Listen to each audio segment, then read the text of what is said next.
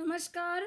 स्वागत है आप सभी का टैगोर शिक्षण संस्थान उच्च प्राथमिक विद्यालय की ऑनलाइन क्लासेज में कक्षा 7 विषय संस्कृत के लिए। ये जो किताब है उसका नाम है student advisor a different way of learning. ये आप सभी की पाठ्य पुस्तक है, देख सकते हैं आप। ये संस्कृत की है, साथ ही इसमें व्याकरण संस्कृत है, साथ में व्याकरण भी है और इसमें रचना भी है। साथ में संस्कृत है, व्याकरण है, रचना है और पाठ्य पुस्तक सहित है। पाठ्य पुस्तक सहित है। आज जो हम पढ़ेंगे वो पाठ्य पुस्तक का पाठ संख्या 1 सुभाषितानि शब्द पढ़ेंगे। सुभाषितानि, सुधन भाषित। देखो, सुधन भाषित जो शब्द है, सु का अर्थ होता है सुंदर या मधुर, सुंदर कह सकते हैं या मधुर कह सकते हैं। भाषित शब्द का होता है वचन। और तान, ये जो शब्द इन्हीं शब्द आया है पीछे, ये बहुवचन का है। सुभाषितानि, रामायणी जैसे शब्द होता है ना, वैसे सुभाषितानि। तो इस पाठ में जो हम पढ़ने वाले हैं वो बहुत सारे अच्छे विचार पढ़ने वाले हैं। बहुत सारे क्या पढ़ने वाले हैं? अच्छे विचार पढ़ने वाले हैं।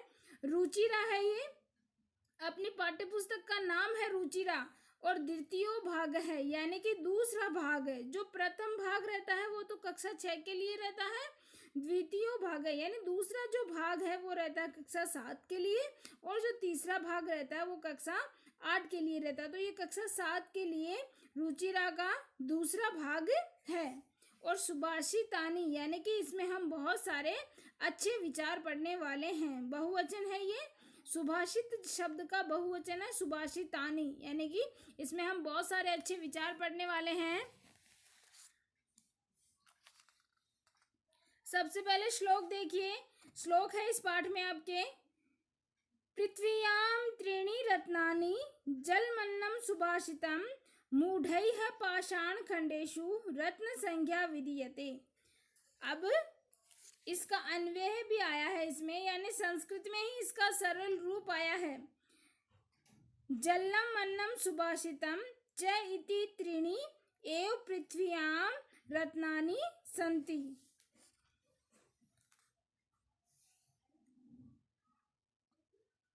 परंच मूढ़ैः पाषाण खंडेषु रत्न संज्ञा विधीयते। ये इसका सरल रूप आया है संस्कृत में। अब देखिए आप, पृथ्व्याम, पृथ्व्याम शब्द का क्या अर्थ होता है? धरती पर। पृथ्व्याम यानी धरती पर। लताम होता है ना, जैसे लता शब्द में, वैसे होता है पृथ्व्याम। लता स्त्रीलिंग शब्द रूप है ना, वैसे ही पृथ्व्याम भी स्त्रीलिंग शब्द रूप है। तो पृथ्व्याम शब्द का क्या अर्थ हुआ? धरती पर। त्रीणि शब्द आया है, त्रीणि शब्द का क्या अर्थ हुआ? 3। लेकिन ये जो त्रीणि शब्द है वो कौन सा है? नपुंसक लिंग है। हम जानते हैं कि संस्कृत में 3 लिंग होते हैं, स्त्रीलिंग, पुल्लिंग और नपुंसक लिंग। तो ये जो त्रीणि शब्द है ये नपुंसक लिंग का है। किसका है? नपुंसक लिंग का है। आगे आया है रत्नानि, रत्नानि शब्द आया है इसमें। रत्नानि का क्या अर्थ होता है? रत्न। रत्नानि का क्या, रत्नानि शब्द का क्या अर्थ हुआ? रत्न। आगे आया है जलमन्नम, जल धन अन्नम, 2 शब्दों से मिलके बना है। तो जलम, जलम का तो पानी या जल कह सकते हैं हम, और अन्नम का अनाज कह सकते हैं। अन्नम का क्या कह सकते हैं हम? अनाज कह सकते हैं। अब आया है मूढ़ई। मूढ़ई जो शब्द है, मूढ़ई, ये देखिए मूढ़ई शब्द है आपके। तो मूढ़ई जो शब्द है उसका अर्थ होता है मूर्खों द्वारा। रामई है होता है ना, वैसे ही होता है मूर्खों द्वारा। रामई है वैसे ही है मूढ़ई है। तो मूढ़ई शब्द का क्या अर्थ होता है? मूर्खों द्वारा। क्या होता है? मूर्खों द्वारा। आगे आया है रत्न संज्ञा, रत्नों की संज्ञा। अब देखो, पाषाण खंडेशु है पहले, सॉरी, पाषाण खंडेशु रामेशु की तरह है। रामेशु होता है ना, उसी प्रकार है पाषाण खंडेशु। तो पाषाण खंडेशु का क्या अर्थ आया है अपने? पत्थर के टुकड़ों, हीरा आदि। पाषाण खंडेशु का अर्थ है पत्थर के टुकड़ों, क्योंकि ये बहुवचन का है ना, इसीलिए पत्थर के टुकड़ों आया है। और हीरा आदि में भी हम कह सकते हैं, हीरा आदि कह सकते हैं या पत्थर के टुकड़ों में। रत्न संज्ञा यानी कि रत्नों का नाम। रत्न संज्ञा का क्या अर्थ हुआ? रत्नों का नाम। विधीयते, विधीयते, विधीयते शब्द का क्या अर्थ हुआ? किया या दिया जाता है, किया या फिर दिया जाता है। अब तो इसका अर्थ सीधा सा हो गया। देखिए आप सभी, देखो, पृथ्वीयाम त्रीणि रत्नानि, पृथ्वीयाम यानी कि धरती पर, त्रीणि यानी तीन, रत्नानि, रत्नानि यानी रत्न, यानी धरती पर तीन ही रत्न है। जलमन्नम सुभाषितम, जल, अन्न और अच्छे विचार, जल, अन्न और अच्छे वचन या अच्छे विचार। मूढ़ैः पाषाण खंडेषु रत्न संज्ञा विधीयते, मूढ़ैः यानी मूर्खों द्वारा पत्थर के टुकड़ों को भी रत्नों का नाम दिया जाता है। जो मूर्ख लोग होते हैं, मूढ़ैः है यानी कि मूर्ख लोगों द्वारा पत्थर के टुकड़ों को भी रत्नों का नाम दिया जाता है। किसका नाम दिया जाता है? रत्नों का नाम। अब आपके यहाँ हिंदी अनुवाद भी इसका आया है, तो हिंदी अनुवाद भी आप देख सकते हैं।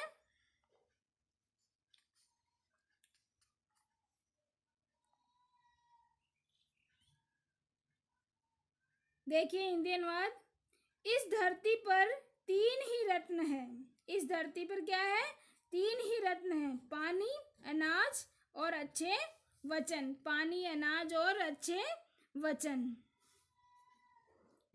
अच्छे वचन। परंतु मूर्खों द्वारा पत्थर के टुकड़ों, मूर्खों द्वारा पत्थर के टुकड़ों यानी कि हीरा आदि में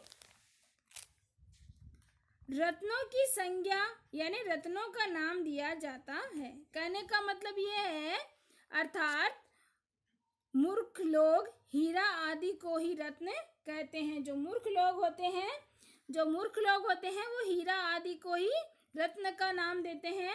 भावार्थ आया है इसका भाव आया है, संस्कृत में भी आया है और हिंदी में भी आया है, तो दोनों में ही हम देख लेते हैं। देखिए, प्रस्तुत श्लोके कविः रत्नानां वर्णनं कुर्वन् कथयति, यानी प्रस्तुत श्लोक में कवि रत्नों का वर्णन करते हुए कहता है। क्या कहता है कवि?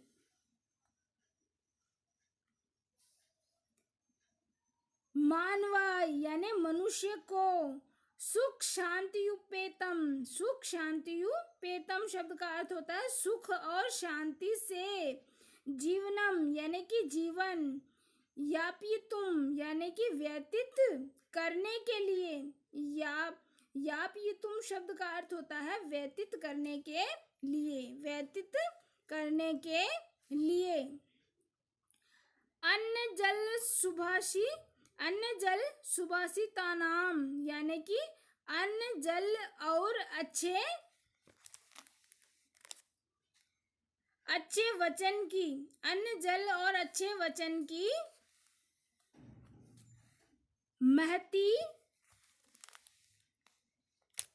महती आवश्यकता भवति, यानी अन्न जल और सुभाषित, अन्न जल और अच्छे वचन की महती आवश्यकता भवति। महती आवश्यकता का अर्थ क्या है? अत्यंत आवश्यकता होती है।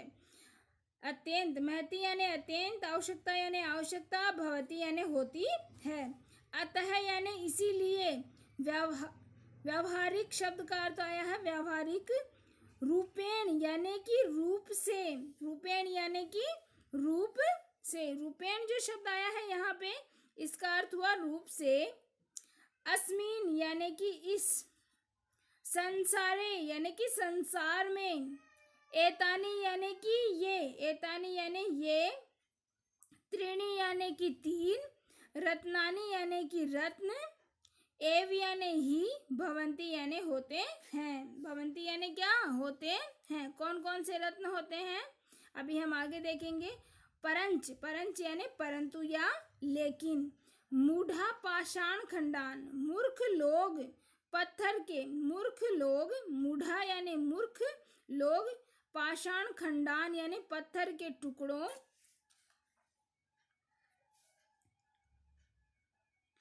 हीर का दीन यानी कि हीरे आदि को रत्नम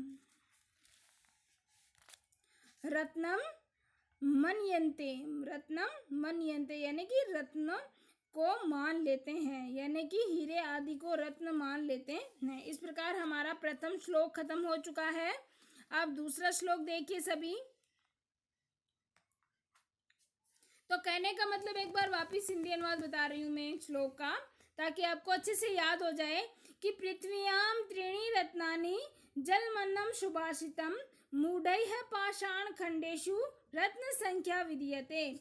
पृथ्व्याम यानी पृथ्वी पर, त्रीणि यानी तीन, रत्नानि यानी रत्न, जलमन्नम सुभाषितम जल और अन्न, सुभाषितम यानी अच्छे वचन या अच्छे विचार है, यानी पृथ्वी पर तीन ही रत्न हैं। कौन कौन से? जल, अन्न और अच्छे वचन। मूढ़े पाषाण खंडेशु, परंतु कुछ मूर्ख लोग पत्थर के टुकड़ों को भी रत्न संख्या विधीयते, रत्नों का नाम दे देते हैं या रत्नों का नाम दिया जाता है। मूर्ख लोगों के द्वारा पत्थर के टुकड़ों को भी रत्नों की संज्ञा दी जाती है। इस प्रकार अपने श्लोक का हिंदी अनुवाद हो गया। अगला श्लोक देखिए आप सभी। सत्येन धार्यते पृथ्वी, सत्येन तप्ते रविः, सत्येन वाति वायुश्च, सर्वं सत्ये प्रतिष्ठितम। अब देखिए इसका अन्वय यानी संस्कृत में इसका सरल रूप क्या आया है वो देख लीजिए आप।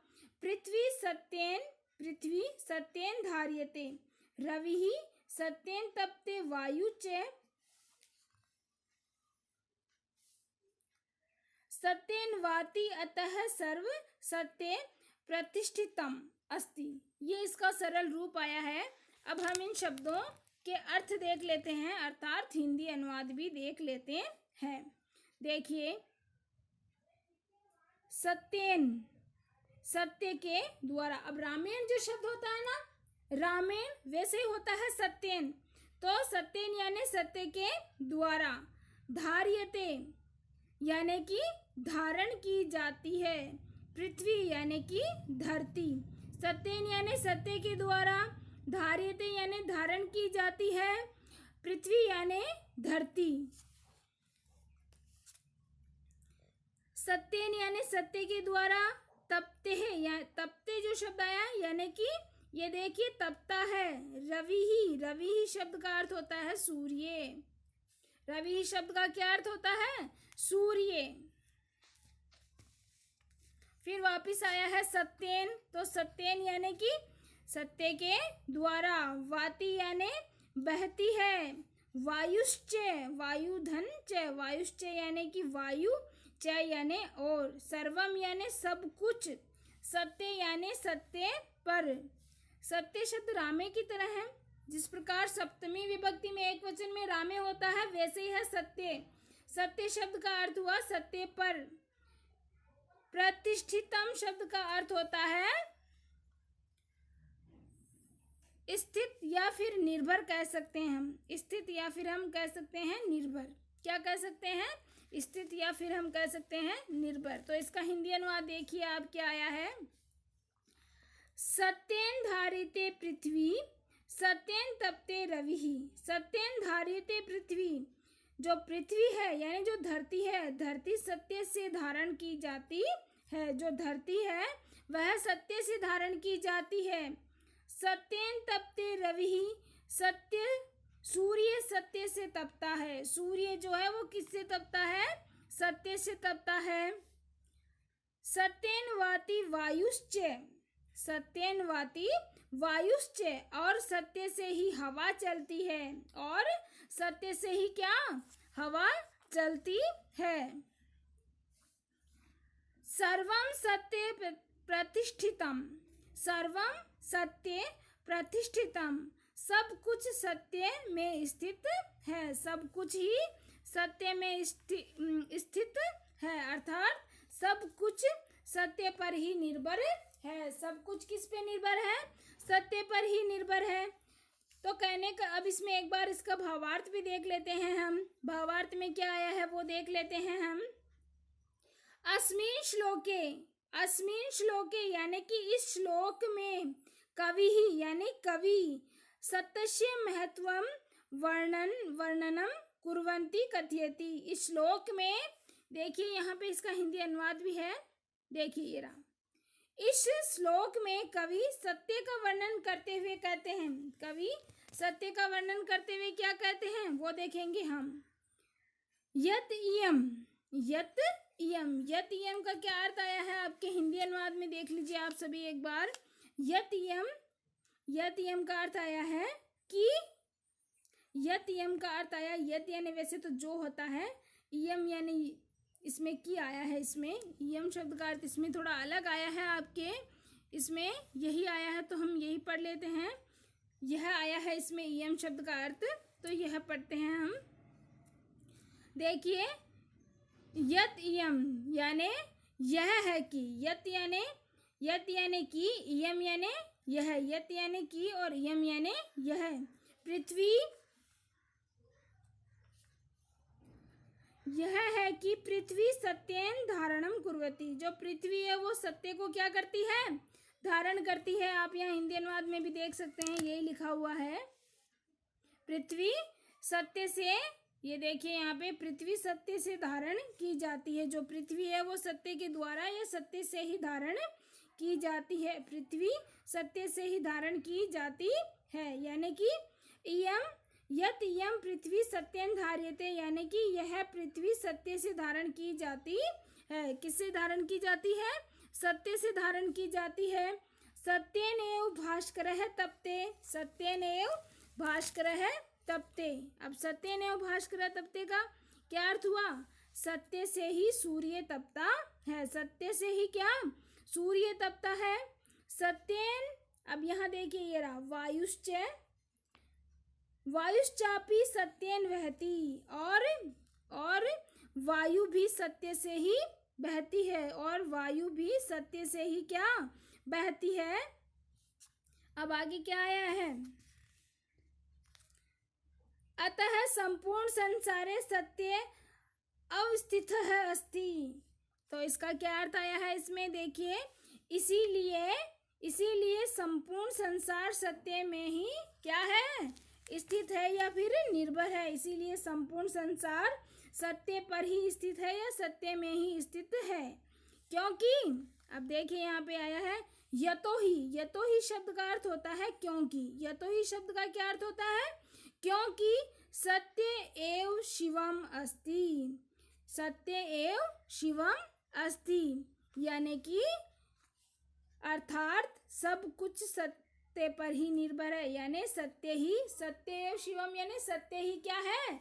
शिव है। सत्य ही शिव है, अर्थात सब कुछ सत्य पर ही निर्भर करता है। सब कुछ किस पे निर्भर करता है? सत्य पर ही निर्भर करता है। एक बार श्लोक का अर्थ वापस बता रही हूं मैं आपको। सत्येन धार्यते पृथ्वी, यानी सत्येन यानी सत्य से, धार्यते यानी धारण करती है, पृथ्वी यानी धरती सत्य से धारण की जाती है। सत्येन तपते रवि, सत्य के द्वारा ही सूर्य तपता है। सत्येन वाति वायुश्च, सत्य के द्वारा ही वायु बहती है। सर्वम सत्य प्रतिष्ठितम, और सब कुछ सत्य पर ही स्थित है। इस प्रकार हमारा श्लोक हो गया दूसरा। तीसरा श्लोक देखिए सभी। दाने तपसी शौर्ये च विज्ञाने विनय विस्मयो न ही कर्तव्यो बहुरत्ना वसुंधरा। अब इसका संस्कृत में सरल रूप आया है, वो भी देख लीजिए आप। दाने तपसी शौर्ये विज्ञाने विनय नये च विस्मय है न ही कर्तव्य है यतो ही वसुंधरा बहुरत्ना अस्ति। अब देखिए एक एक शब्द का हम अर्थ देख लेते हैं इसमें।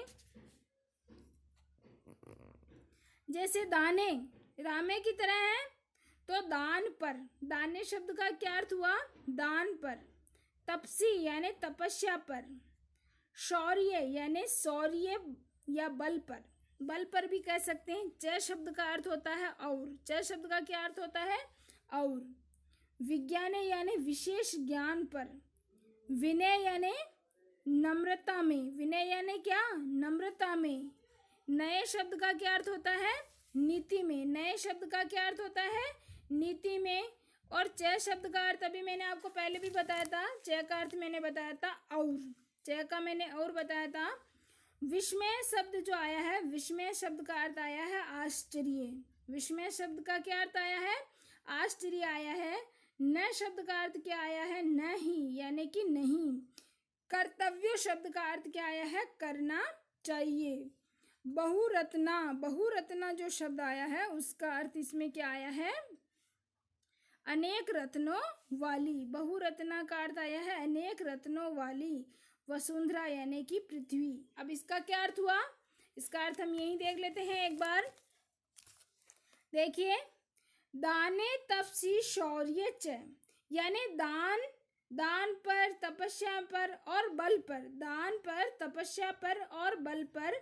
विज्ञाने विनय नये, विशेष ज्ञान पर, विशेष ज्ञान पर, नम्रता में और नीति में, नम्रता में और नीति में। विस्मयो न ही कर्तव्यो, विस्मय यानी आश्चर्य नहीं करना चाहिए। दान देने पर या दान पर, तपस्या में, बल में, विशेष ज्ञान में, नीति में कभी भी आश्चर्य नहीं करना चाहिए। बहुरत्ना वसुंधरा, क्योंकि जो हमारी धरती है वो बहुत से रत्नों वाली है, हमारी जो पृथ्वी है वो बहुत से रत्नों वाली है। तो इस प्रकार इसका अर्थ हुआ। एक बार और यहाँ इसका हिंदी अनुवाद देख लेते हैं हम। यहाँ पे आया है इसका हिंदी अनुवाद, आप देख सकते हैं।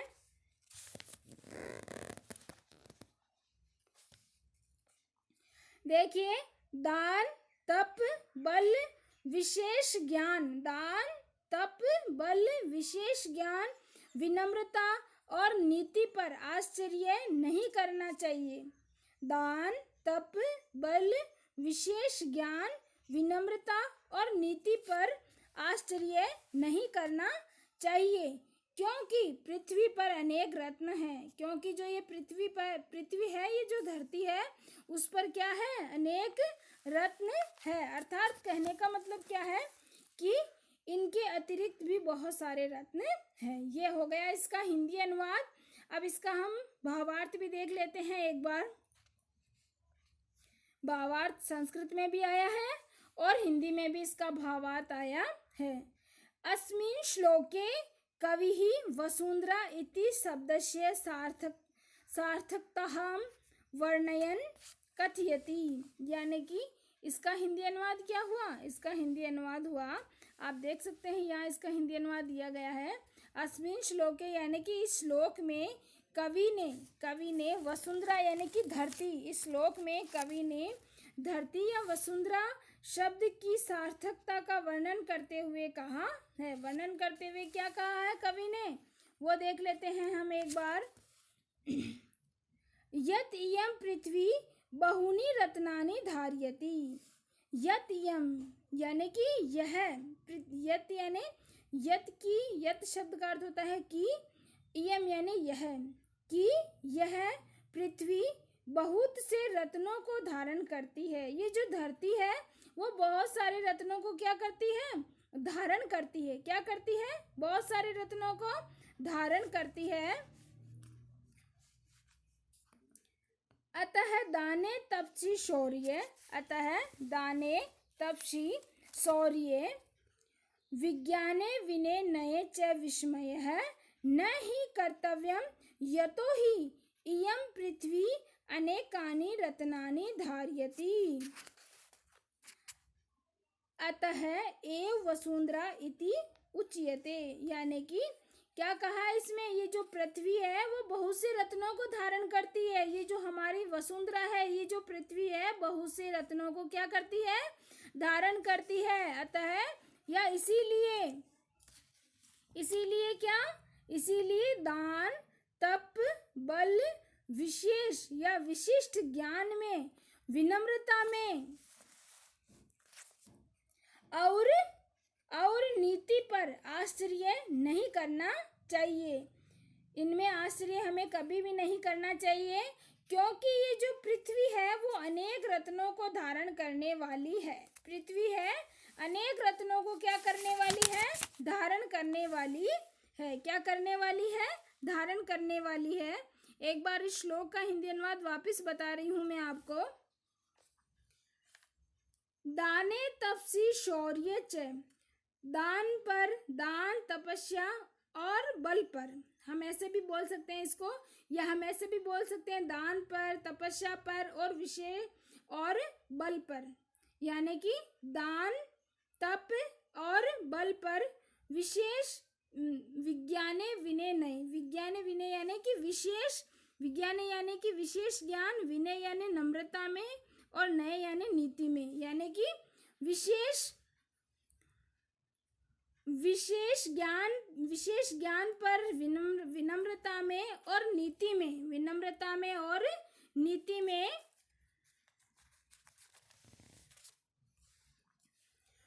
विस्मयो न ही कर्तव्यो। विस्मय यानी आश्चर्य, न ही यानी नहीं, कर्तव्य यानी करना चाहिए। यानी कि कभी भी आश्चर्य नहीं करना चाहिए। किसमें? दान पर, तपस्या पर और बल पर, और विशेष ज्ञान में, विनम्रता में और नीति में कभी भी हमें आश्चर्य नहीं करना चाहिए। क्यों नहीं करना चाहिए? बहुरत्ना वसुंधरा, क्योंकि जो हमारी ये धरती है वो बहुत सारे रत्नों वाली है। ये जो हमारी धरती है वो बहुत सारे रत्नों वाली है। तो इस प्रकार हमने सबसे पहले प्रथम श्लोक किया था, आप देख सकते हैं, और फिर उसके बाद में हमने द्वितीय श्लोक भी कर लिया है, और उसके बाद में हमने तृतीय श्लोक किए हैं। तो आज हमने कितने श्लोक किए? 3 श्लोक किए हैं। तो आप सभी को क्या करना है? सबसे पहले पाठ संख्या 1 लिखना है ऐसे, फिर आपको पाठ का नाम लिखना है ऐसे, सुभाषितानी। उसके बाद में आपको क्या करना है? श्लोक लिखना है। ये श्लोक लिखने के बाद में सीधा ही इसका आप हिंदी अनुवाद लिखेंगे। सिर्फ हिंदी अनुवाद लिखना है आपको, अन्वय नहीं करना है, भावार्थ भी नहीं करना है। आप सीधा इसका हिंदी अनुवाद लिखेंगे। क्या लिखेंगे? हिंदी अनुवाद। इसी प्रकार दूसरा श्लोक भी उतरेंगे आप और उसका हिंदी अनुवाद करेंगे, और इसी प्रकार जो तीसरा श्लोक आप देख रहे हैं उसको भी आपको उतरना है और इसका भी हिंदी अनुवाद आपको करना है साथ ही। और अपना कार्य स्वयं ही करना है, किसी से भी नहीं करवाना है। काम अच्छा होना चाहिए, राइटिंग से काम करके कॉफ़ी चेक करने के लिए विद्यालय में भिजवा दीजिए।